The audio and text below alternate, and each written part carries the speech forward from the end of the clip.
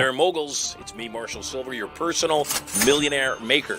Getting very excited about my brand new show. 2 hours a day, 5 days a week. I'm going to broadcast live to you. In the first hour of the broadcast, I'm going to give you content, information for better sex, more money, emotional, mental, physical, and even spiritual power. I'll also invite some of my cool multi-millionaire and billionaire friends onto the show to give you more direction, more advice, more strategies and gambits for having it all. The second hour is what I'm most excited about. It's when I get a chance to chat with you. Yes, you. Where you can call in, talk to me, ask me questions. And if you say the secret word of the day, you could win $5,000 cash. At the very least, if you're the most interesting call of the day, you could also win 10 ounces of freshly minted Marshall Sylver 999 Fine Silver. All of that and more. Brand new Mercedes-Benz sedan or SUV up for grabs. My personal Rolls-Royce Phantom up for grabs. All the knowledge to get everything you want and so much more. All you got to do is log in to the show to get information about its release coming up. 2 hours a day, 5 days a week, coming to you live from the bunker right here at Studio Money. I'm Marshall Sylver, your personal millionaire maker. Let me bring our hypnotist, Marshall Sylver. It's Marshall Sylver, ladies and gentlemen, the world's fastest hypnotist.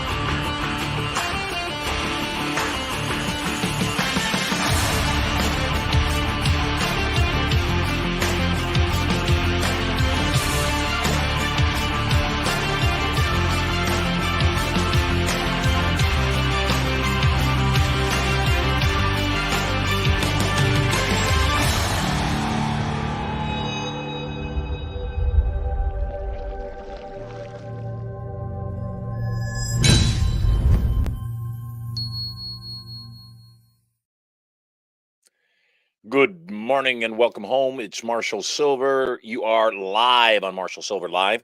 Question of the day. Who were you on the day you were born? Who were you on the day you were born? Were you a pauper trying to make money? Or were you a multi-millionaire whose money had not yet been deposited in your bank account? Were you a fat person on the day you were born trying to lose weight? Or were you a slender person with a few extra pounds on top of you? It's a good distinction because you will always do who you are. And it's not enough to learn. You must become someone new. When you understand that concept and you stop attempting to make the world work around what you're doing, everything gets easier. It's not what do I need to do? It's who do I need to become? And when you figure out who you need to become, it naturally will produce the results of what you need to do. Often I'll be in a challenging circumstance and I'll ask myself the question, what would a person that was really good at this circumstance do? The wife and I having a disagreement, and I say, what would an awesome wife do? Interacting with my kids, I ask, what would a really good father do right now? What would a millionaire do right now? What would a confident person do right now? What would a happy person do right now? You know, often when people ask me, how are you? I say, always awesome. It's a choice. And it's always a choice every single day. And so that's the choice I want you to make. Today is a day filled with love, health, opportunity, and potential. And the day you get everything you want in every single area of your life. Hey, on today's Marshall Sylver Live, we dive into business building with Tammy Johnston. Tammy is the hold your hand and kick your butt business coach. She's been working with small businesses for over 20 years to help them build sustainable and successful businesses. Tammy believes that business done right, honestly, ethically, and morally has the power to make the world a better place. And also wants to make sure you understand there's no magic bullet, yet she has all the basic foundational skills that you need to first survive and then thrive. She only deals in real, practical, put it to use training and advice that's been battle tested. With a nice big Marshall Sylver Live welcome in the chat, say hello to Tammy Johnston. Welcome home. Hi, Marshall. It's a pleasure to be here. I am so glad you're here. You are up in British Columbia. Yes. It is a Canadian invasion, apparently, because yesterday on the show, my guest was also from Calgary.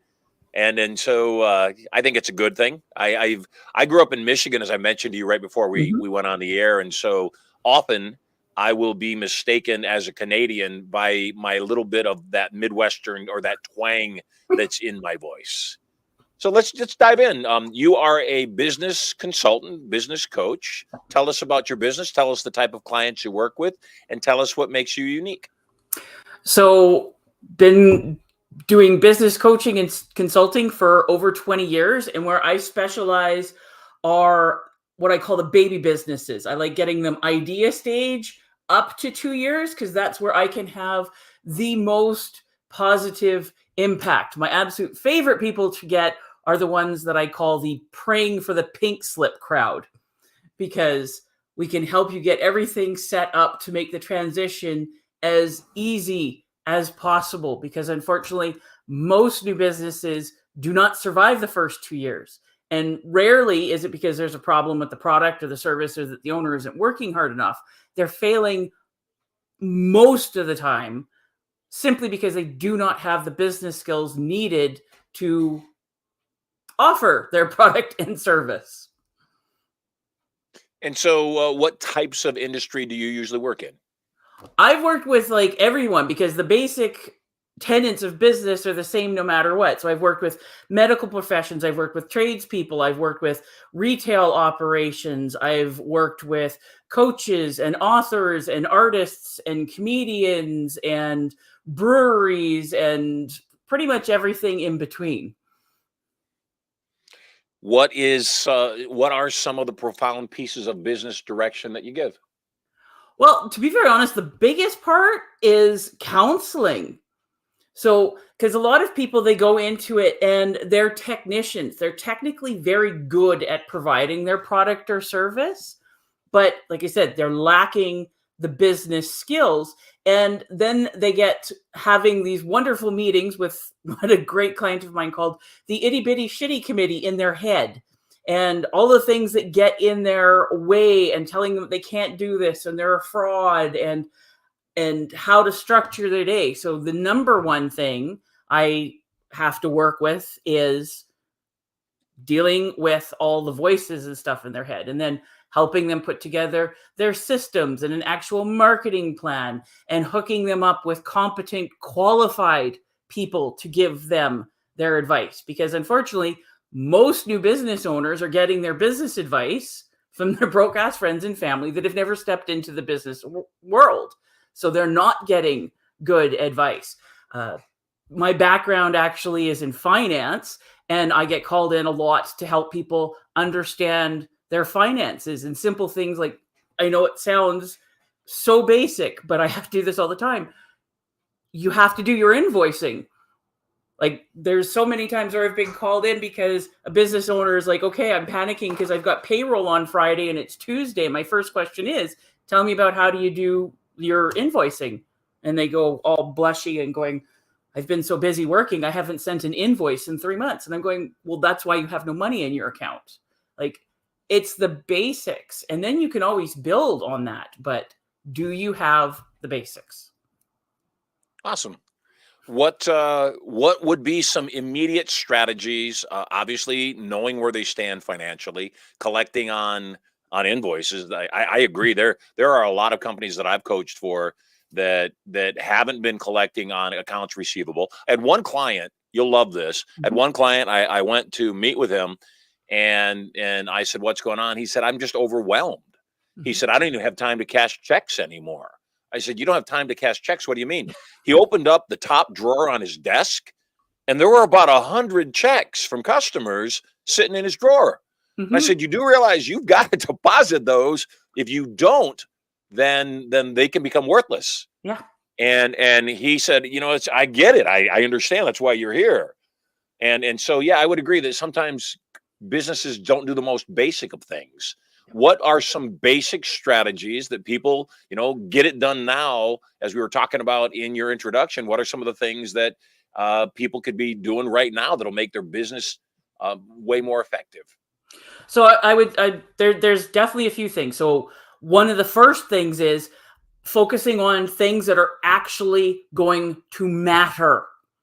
Like there's a lot of people, they're so busy. Like you said, your client was overwhelmed, and I have no doubt about it that they were, but obviously they were missing doing the things that actually mattered. Like, okay, you've got 100 checks. Why haven't you made it to the bank? So going through and taking a look at how are you actually investing your time, because your time is an investment.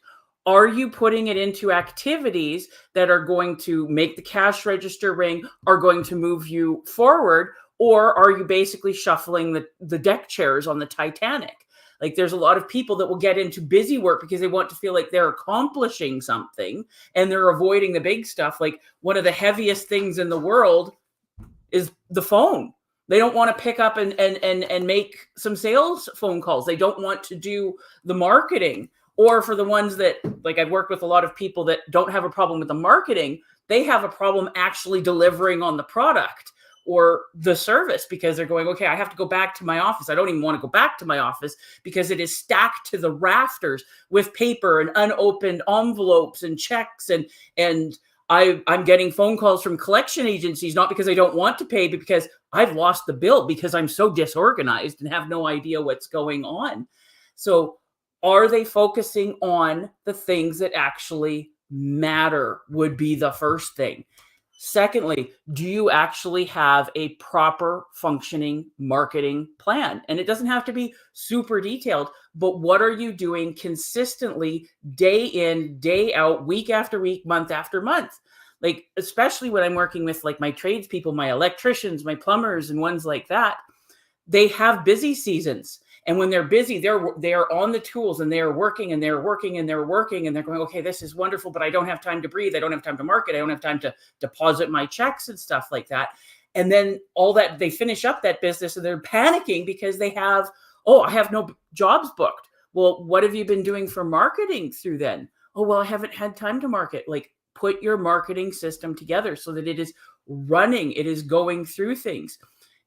Another big one, get friendly with your financials. That is the number one area that I find that people avoid.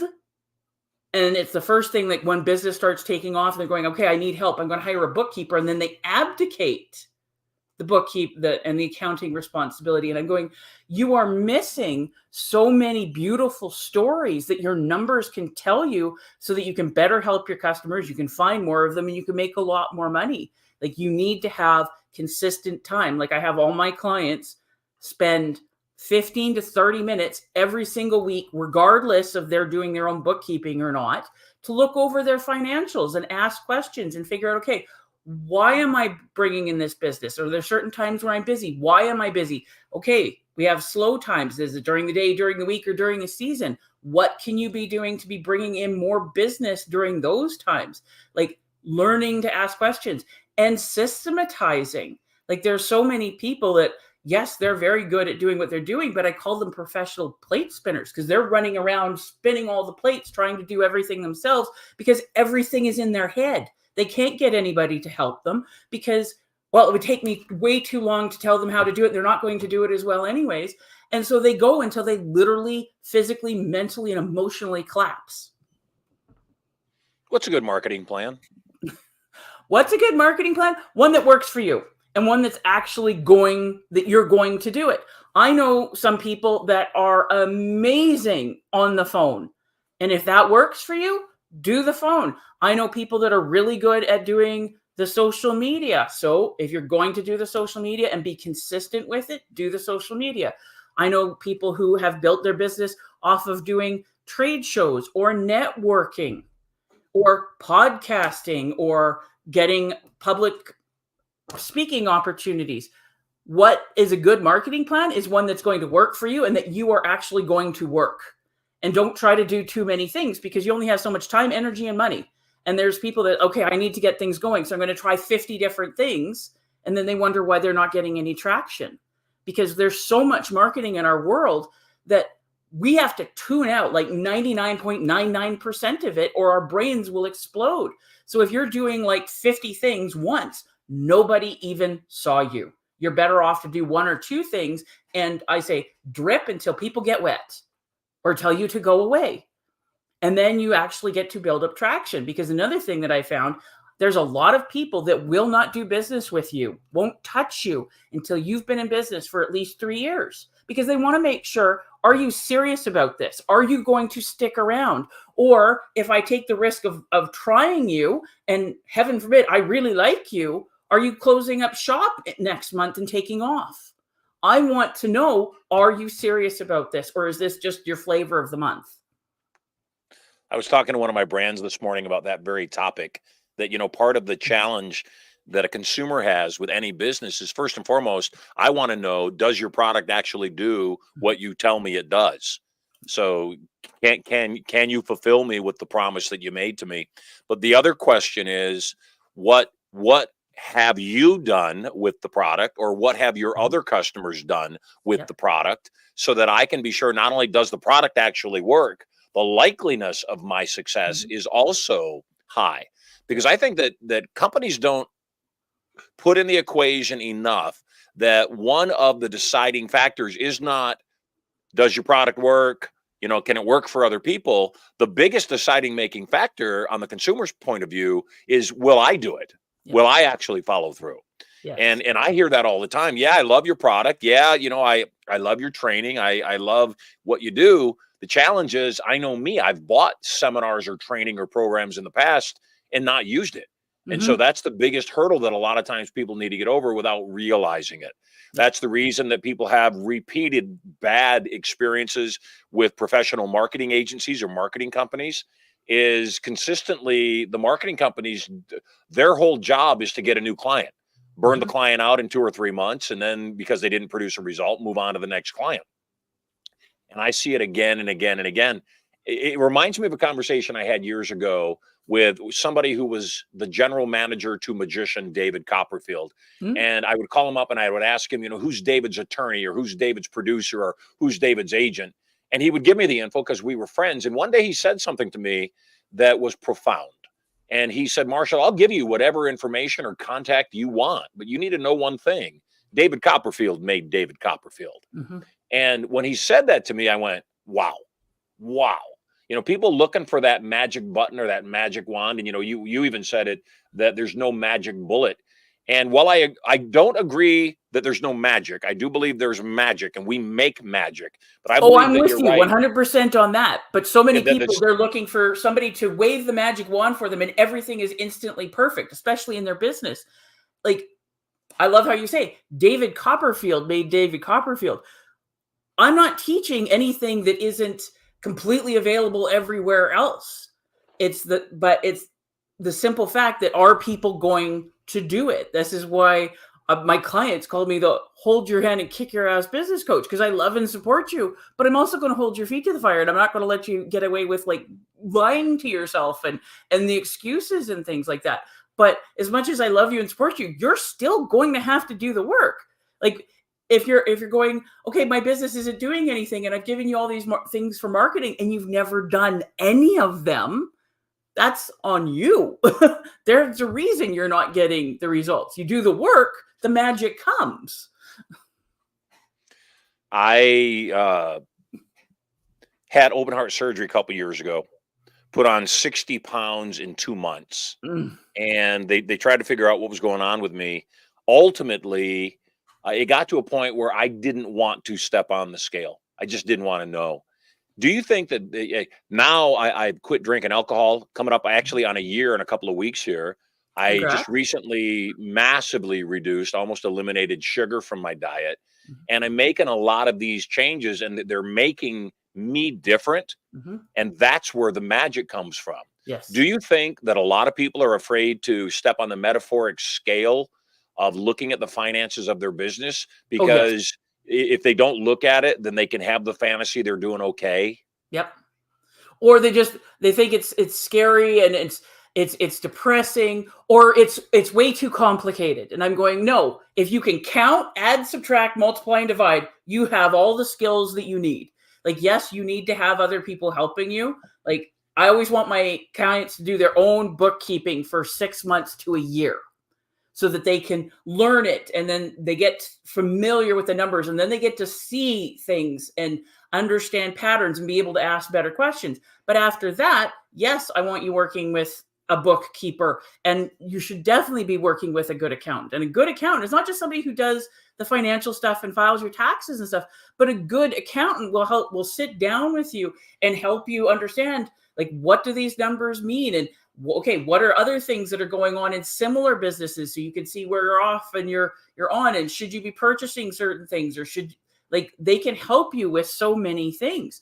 But I find that, yeah, people either they're afraid, they don't want to step on the metaphorical scale, or they think it's too complicated and I'm not a math genius, so I can't do it. So they avoid it. But when I start showing them, okay, let me show you, like, the questions that you can start asking when you're familiar with the numbers. So like you said, you can better grow your business. You can help more people. You can better target your marketing. And they're going, how come this has never been explained like this before?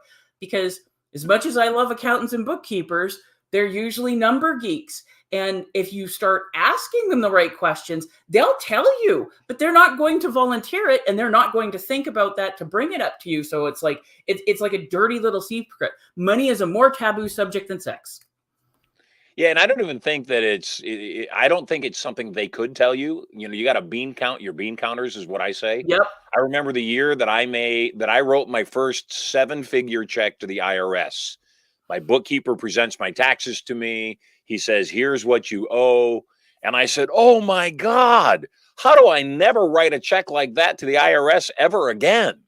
And my $50,000 a year bookkeeper, who wasn't my bookkeeper, he was just a bookkeeper that I took my books to, yep, earning $50,000 a year back in those days. You know what he said to me?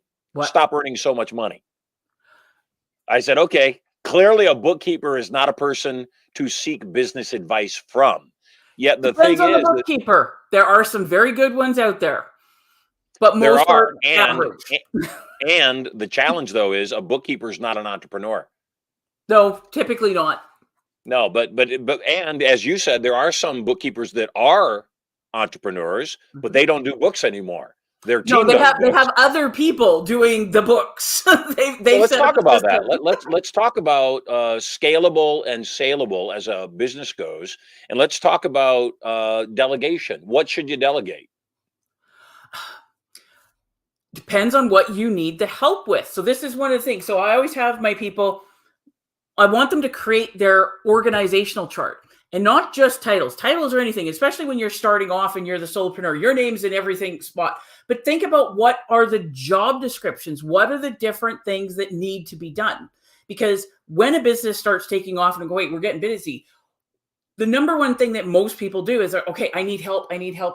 So they hire a body. And they're normally hiring somebody that they get along with. That okay, yeah, they get it, they click and all this stuff. So they end up hiring another them. And then they're wondering why the stuff that they don't like doing, aren't very good at, and need help doing, it still isn't being done.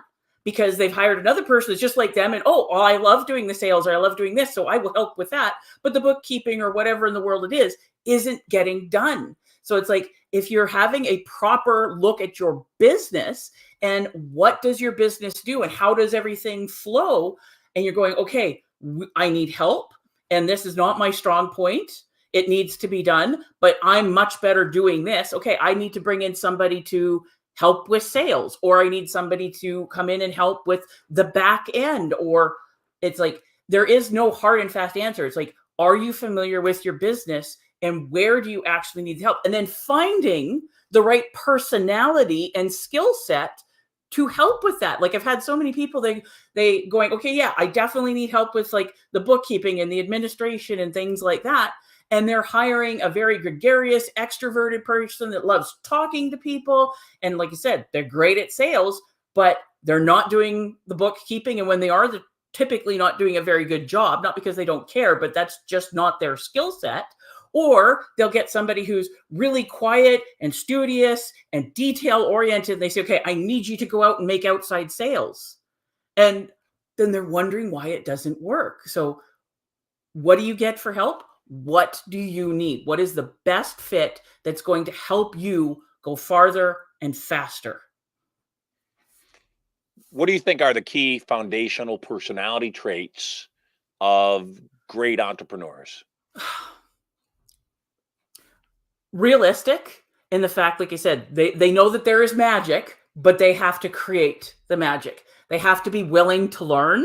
And that part is never, ever ending. All of the great, successful, wonderful entrepreneurs I know are huge on learning. They love having great conversations like you and I are now. They are avid readers and podcasts and books and stuff. They are looking for all sorts of different information, and they're realistic about what their strengths are and where they need help. And they're not lying to themselves or anybody else. They're going, yeah, I'm good at this, but I need help here. So I need to be learning about it. And they are patient. They know most overnight successes take 10 to 20 years. Like, there are the few rare exceptions, but those are like the people that win the lottery. They're the exception, not the rule. And there's so many people like, I'm going to try really hard for 3 months. And I didn't lose 100 pounds in 3 months and win the Boston Marathon. So obviously this doesn't work. They know, no, it takes time. And they're one of my favorite books and favorite philosophies is From the Slight Edge by Jeff Olson. And it's all about, what are you doing every day? Like, it's the tiny little things that matter, the tiny good decisions that you're making consistently and following up on, and the tiny bad decisions are the ones that kill you. But the thing is, you don't get the results instantly, good or bad. What do you think is the Achilles heel for most entrepreneurs, of the people that you've coached that have succeeded versus the ones that don't succeed? Is there a common denominator trait that stands out that people have, they don't even know it's getting in the way, that causes them to fail? Willing and able to do the work. Willing and able to do the work. That's the biggest one. And sometimes, like, I've had people that are going, okay, I hate my life is just a nightmare. I need to take control. I don't like my job and all this stuff. I'm going to start a business. But they're forgetting the fact that, okay, they've got young kids at home. They've got a six-pack. Like, they've got so many demands and distractions on their time that they only have like an hour or 30 minutes, if they're lucky, to put into their business. That's not going to work. You're better off, like, yes, I know you don't like your job, but you're going to have to suck it up for a little while until we can get your personal life better under control. Because if you're only able to put in inconsistent, tiny amounts of time, you are not going to get the results.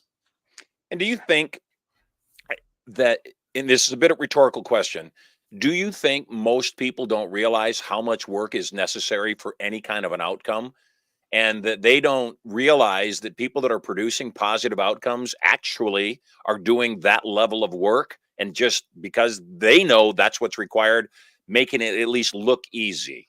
Yes. My belief is that, if somebody followed around an entrepreneur that was massively successful, I'm not talking about, people that may be retired or semi-retired or not really focused, but if they followed an Elon Musk around, I think their jaw would drop.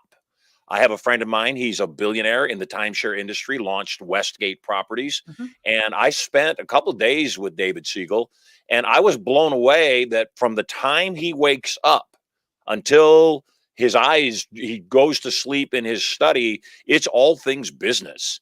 Mm-hmm. And I personally would never want that. And he doesn't think it's work. He's a billionaire. So who am I to argue with the effectiveness of that? But I just don't think most people know what you're calling hard work isn't hard work. It's just work. Yeah. What do you think? And well, number one, your billionaire friend, he says he doesn't think of it as work because I can pretty much guarantee he likes what he does. And that makes things a whole heck of a lot easier. But especially in the beginning, the first 2 years, you're going to be busting your ass. You are going to be working harder than you ever imagined possible. And making nothing. And making nothing, because the work and the effort and what you have to do to get going, it's kind of like when we put a rocket into space. So you're friends with Elon, you should know about this. Like 90 to 95% of the energy required is just to get it out of the atmosphere and break orbit. After that, it's simple. They've got the momentum, everything is going, but they don't understand how hard for no financial results to start off with. And they give up. They're used to being an employee mindset. I've put in this time, I should get this financial reward. It's time for money. And it doesn't work that way in business. I tell people very honestly, I started my business like 22 years ago because I was fired from a job I hated. Like, it was all I could do to drag myself into work every morning. And I was already interviewing for another job. Like, one more week, I would have been in a better job, better pay, all of this stuff. And I got called into my boss's office and I was fired. And I, in that moment, decided to finally listen to like all the people who've been telling me for years, Tammy, you're really good at what you do. Like, you should go into sales. You should start your own business. But I always had so many reasons to not. But in that moment, I'm going, I never have to work for another creepy, incompetent old man again, which was wonderful. But it was also terrifying at the same time because, like I said, I just kept putting it off and I hadn't done anything to prepare. And I went from a nice, steady, consistent paycheck to you eat what you kill overnight. And if you want to eat better, you have to get better at it. And I made, in my first 2 years in business, about $24,000, which averages to $1,000 a month. But it wasn't an average. Like, some months I'd get paid and things would be good. And other months it's like, okay, I got $50 in, but I still have to make my mortgage and make sure there's food on the table for my daughter and all of these things.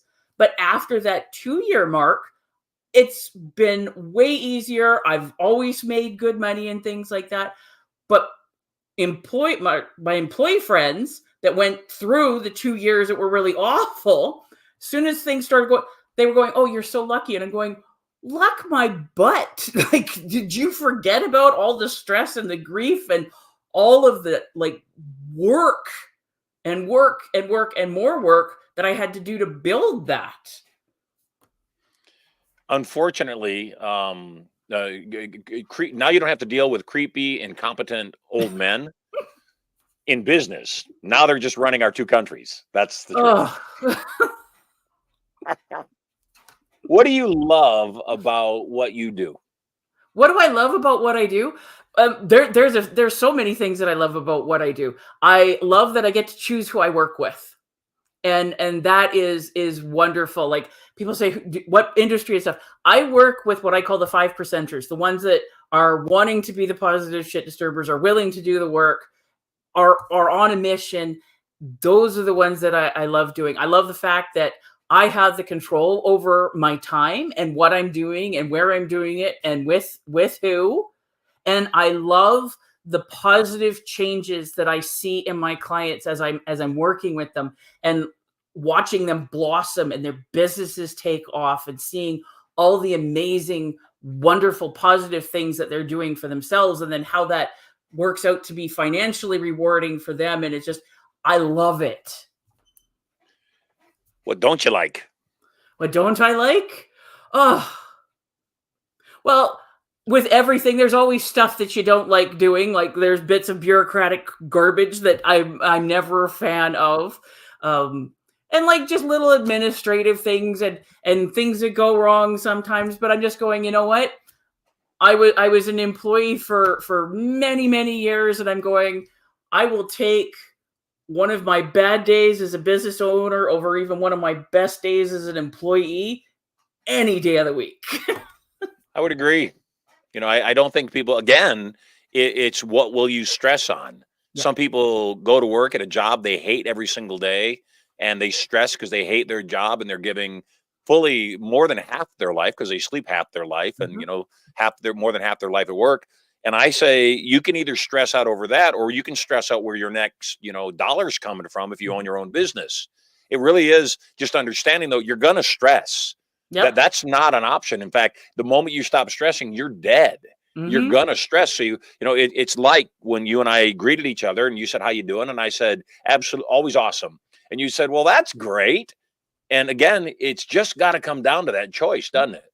It's got to come down to us deciding, I'm grateful. I'm grateful for what I have. If I'm going to be an employee, then be a grateful employee and do above and beyond what they're paying you for. If I am an entrepreneur, be grateful that I don't have to roll out of bed at 5:30 to jump on a bus or a train and head over to somebody else's home or office and, do their thing. It really is a matter of, I would agree with you, loving, enjoying what you do Mhm. to the point where it's not work and it doesn't feel like stress. You say, isn't this great? These are just challenges. Yes. When I go play racquetball with my wife, I don't get upset. Oh my God, you play so hard. You're so good. If I don't like the game, I don't play. But if I play the game with her, we both win because we're both getting a workout. We're both spending time together, and all those other benefits far And if she's outweigh. that good, she's pushing you to be better. Yes, you stop that horrible, nasty talk right now. And she's that good. That's the challenge. That's why I blew out both of my knees. But I would agree. But that is how people need to get themselves wired, is that whatever that challenges the thing that inspires them on a regular basis. How do people work with you? What do you charge? How do they pay you? So I do all So of my stuff. you just did two things, by the way. I want to point this out. I'm a cold reader by nature. I teach people how to read body language. The moment I asked what they charge you, you scratched your head and you flicked your hair back. Oh, And now that giggle. So they're all in alignments. So the first thing I'm going to tell you, you don't charge enough. Then you're going to tell me what you charge.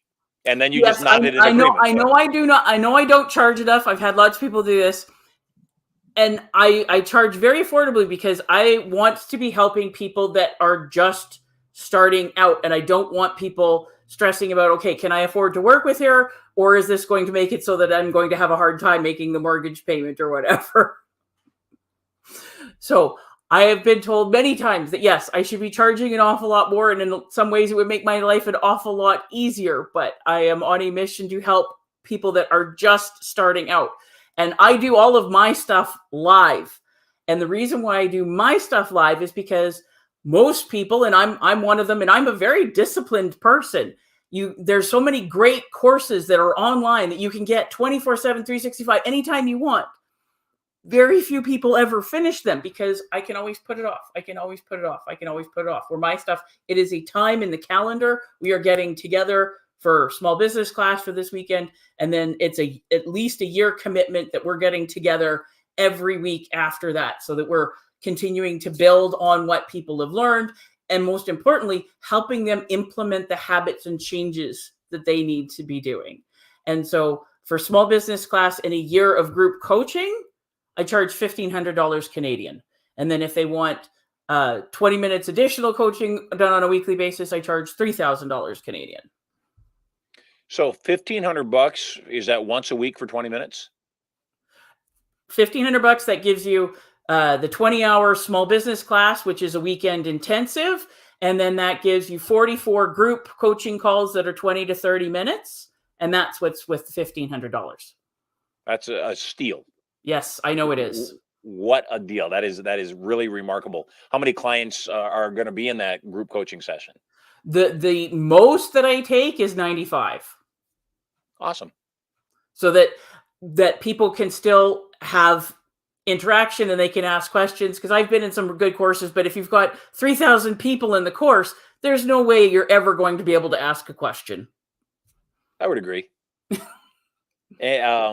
What types of other businesses? Because I'm sure the network inside of your coaching, in that group coaching, is also very valuable. Yes. What type of other people are currently inside of your group coaching program? Like I said, I've got coaches, I have accountants, I have people with retail, I work with a lot of tradespeople, which is really cool. I've worked with restaurants, I've worked with medical people, I've worked with people in, like I said, the arts. So like comedians, artists, actress or two. Like business is business. And then how do we just, like I said, what are the basic pieces? That's across the board. It's just then, okay, what are the different things that specifically you can do? Very cool. Hey, before we wrap up, how do people get a hold of you? Best way to get a hold of me is through my website, which is ksabusiness.ca. KSA is Kicks Mass Business, and .ca because I am a pasty white Canadian chick. I love it. They can find you on Instagram at ksa.business. Anything that Facebook, LinkedIn, YouTube, KSA Business as well. Yes. Anything you want to tell everybody before we wrap up the show? if you want to get into business, it is one of the absolute best things that you can do. It is wonderful and it is life-changing, but you need to be prepared to do the work. And no matter how brilliant and hardworking you are, you can't do it on your own. Business is simple, but it's also very complicated at the same time, and it can be very lonely. So having somebody who can guide you through the steps and love and support you, that's what's going to help you succeed. Awesome. Thank you so much for taking time out to be with us today. You're amazing. God bless you. And keep referring your friends to Tojo. That's a really good sushi bar. Yes, I totally will. You take care. Have an awesome day. Thank you. We have the most amazing people. Very grateful to have you on the show today. We are here live, and I would agree that live is the way to go. We're here live 5 days a week, Monday through Friday, as weather permits, and we'd love to see you on a future show. I'm Marshall Sylver. Until we meet again, make it an awesome day. Hey there, moguls. It's me, Marshall Sylver, your personal millionaire maker. Getting very excited about my brand new show coming up 2 hours a day, 5 days a week. I'm going to broadcast live to you. I'm going to give you content, information, emotional, mental, physical, and even spiritual power. I'll also invite some of my cool multi-millionaire and billionaire friends onto the show to give you more direction, more advice for having it all. All the knowledge to get everything you want and so much more. All you got to do is log in to the show to get information coming to you live from the bunker right here at Studio Money. So stay tuned.